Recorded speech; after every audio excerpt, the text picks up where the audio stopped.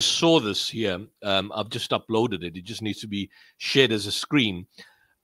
This, basically there was a 649-page document, but here's the article about wiping the names, and each and every single name, Palestinian families killed in Israeli attacks on Gaza. This is one particular example, and it goes on to give you a list of these families, and how individually these people have been, systematically wiped out. The generations are completely down. This is one particular family where one of the individuals, the father of Zain, he rushed home. He was shocked. I saw a scene. I could not believe my eyes. Everybody was under the rubble. The house were pulverized. The bodies were reduced to shreds. So imagine that you're coming home to your family and everything is removed to shreds. Totally, everything's removed to shreds. And these are, by the way, and I'm going to just share another report with you. These are conservative figures, 41,909 people. That's the figures given by the Palestinian Health Ministry. And in fact, if you look at that on average, which is a low estimate, and I'll tell you why, on average, you have a situation that every day in Gaza, about 115 people are killed on average. That's 1 out of every 55 people. 46 are children, 31 are women, 38 are men. So the vast majority of people murdered are actually children. 266 people are injured daily. This is daily. That's about out of every 23 people in Gaza. 27 people are missing under the rubble, and 5,480 people are essentially forced from their homes. So this is the issue, the children. And I want to Gaza has become, basically, as the United Nations has stated, a modern day graveyard for children. Many of these children live through traumas of multiple wars. More than 17,000 children have lost approximately one or either two parents. And in the early days of October 26, when it essentially started, but even before that, at least 38 members of one family across 3 generations, including 7 women and 20 children, were murdered. But this is not it. We've been banding around the figures of 41,000, 42,000, and so on and so forth. But the figures are actually different. If you look at the figures, and I'm going to share this particular document. This is a report from The Lancet. The Lancet is a medical journal.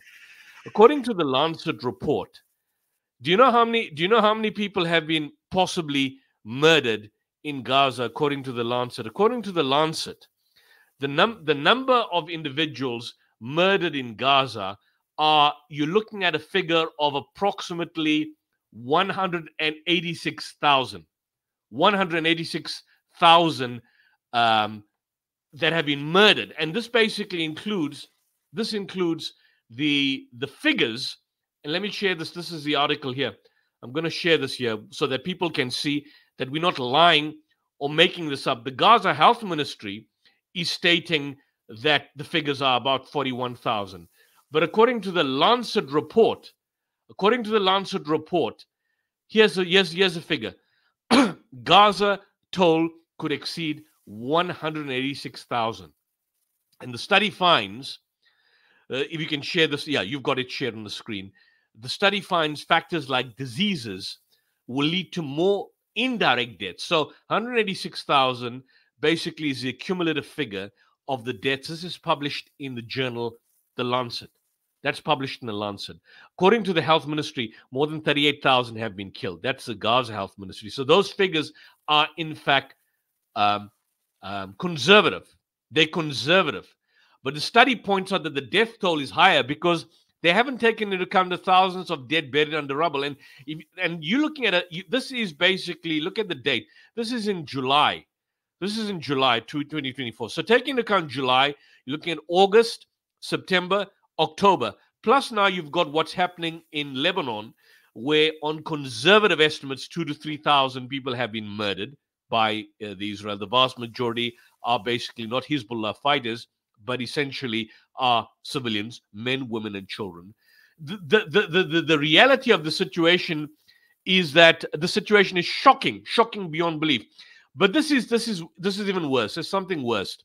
You know, up to now, we don't have the actual number of deaths of those people that were basically killed on October 7th, which have been barking. And now the figures are even lower, that approximately maybe 600 civilians were killed, and a large number of the civilians were basically murdered by the Israeli Defense Force, invoking the Hannibal Directive. Now, just in September, and I don't think we've covered this, you have a situation where there was a release done, and this was basically shared in the Swedish National Parliament as well. This was a report. This is shared by the Cradle. I'm going to share this, Brother Mohammed. Here's it here. This is it here. You can share this on the screen. If I'm just going to expand this, Gaza officials have now released a document, a 649-page document, which names every single Palestinian that was killed and murdered by Israel. And if you go to this particular document, if you go to this specific document here, about 649-page document that had been killed, the names of on the first 14 pages of the document, there are names of just babies murdered under the age of 1.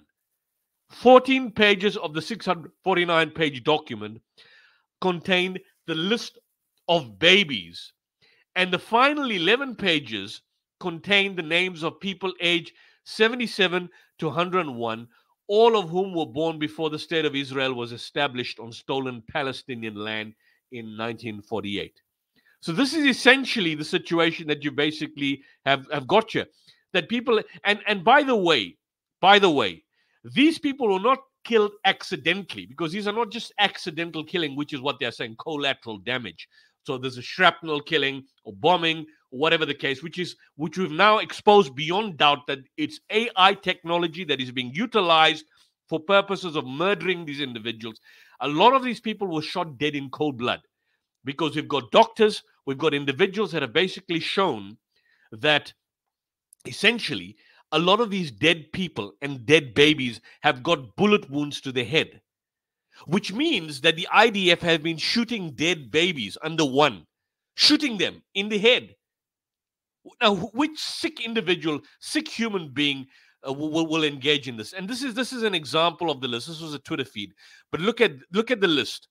So it's got the name, it's got the age, it's got the gender, it's got the ID number of every Palestinian murdered in Gaza from October 7th to August 31. Every single name is documented. And you know where their names are registered?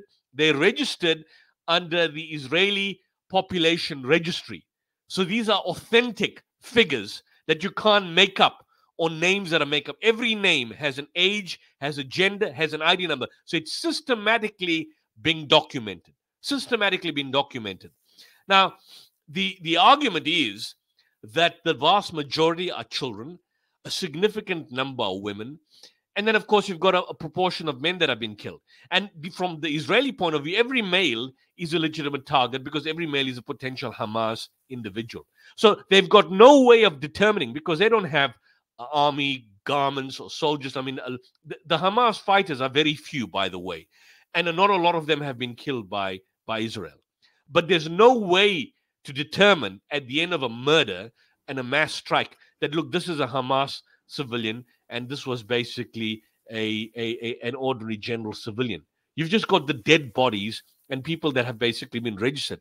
There's no way that Israel can basically confirm that these are, and we've showed these images. Look at this image on X, on Twitter, that according to some reports, some of the 400 bodies discovered in mass graves, according to reports, I don't want to open Twitter, these bodies include children with their hands tied behind their backs, murdered whilst in captivity, a direct breach of the Geneva Convention. A direct breach of the Geneva Convention. These are dead bodies. Look at this. Dead bodies. Wheelbarrows. You like the father and mother in wheelbarrows and children in wheelbarrows. Here's a classical example of this. And therefore, you have this genocidal rhetoric. People talk about genocide. Hamas hasn't engaged in any form of genocide. There's no genocidal rhetoric in its charter. I've read the original charter of 87. I've read the updated charter of 2017. Nothing. Any sick psychopath out there that wants to come and challenge us about the charter. Nothing of genocidal nature. Yet, you've got genocidal Israeli prime ministers like Itamar Ben-Gvir and Bezalel Smotrich, two of these psychopaths that we've exposed, and their supporters within the Israeli administrative Knesset, state clearly that they wish to flatten Gaza and expel 2.3 million residents to make way for new Jewish settlements in the enclave. So they're making no excuse of this. They're not covering it up any longer, not at all. This is an interesting article, and since we're discussing the year's anniversary, I want to also share this, Brother Mohammed, before you jump in, and I'd like to hear your opinions on this. This is a Guardian report, which is quite fascinating because it shows the pictures before and it shows the pictures after. And just for the record, Brother Mohammed, I have no problem. I know time is limited. We're going to go on till about 6:30, 7:15. But share the StreamYard link. Share the StreamYard link. We have no fear of anyone who wants to come in. Share the StreamYard link. If you want to join on us and challenge us, as we've asked you for months, come and join us. You can post it in the chat. You can post it on the YouTube. People are free to come on. But this is what I wanted to show here. If you can share this screen here. This is from the Guardian newspaper. This is dated to last week. I'm sorry, a month before last, 25th September, just the end of last month.